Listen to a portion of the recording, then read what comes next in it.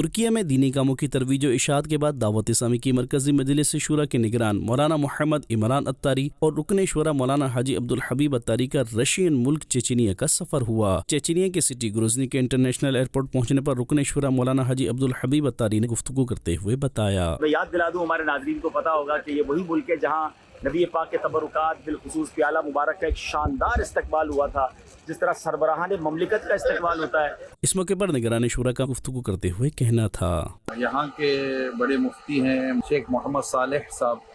مدظر العالی،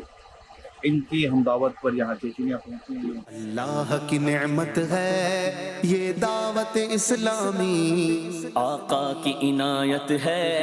یہ دعوت اسلامی۔ ادھر گروزنی میں قائم مدرسہ دارالحدیث باسم الامام بخاری کے وزٹ کے لیے نگران شورا اور رکن شورا کی روانگی ہوئی۔ مدرسہ دارالحدیث باسم البخاری پہنچنے پر نگران شورا اور رکن شورا کی ادارے کے اساتذہ کرام اور طلبہ کرام سے ملاقات و عالمی سطح پر دعوت اسلامی کے تحت ہونے والے دینی کاموں کے حوالے سے گفتگو کا سلسلہ بھی ہوا۔ اللہ کی نعمت ہے یہ دعوت اسلامی، آقا کی عنایت ہے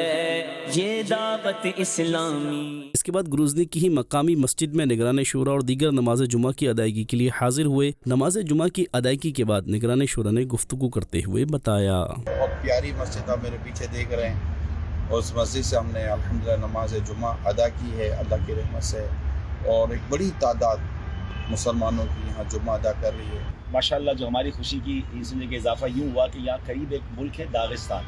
اور وہاں انشاءاللہ میں 1 سے 2 دن میں جائیں گے، جہاں 40 صحابہ کرام کے مزارات ہیں ایک ہی قبرستان میں۔ ادھر گروزنی میں ہی اللہ پاک کے آخری نبی محمد عربی صلی اللہ علیہ وآلہ وسلم کے نام سے منسوب نبی محمد مسجد میں نگران شورا اور رکن شورا کی حاضری ہوئی۔ اس موقع پر رکن شورا کا کہنا تھا، نبی پاک علیہ الصلوۃ والسلام کے مبارک نام پر ایک مسجد بنائی گئی، نبی محمد مسجد، اور واقعی میں نے ایسی مسجد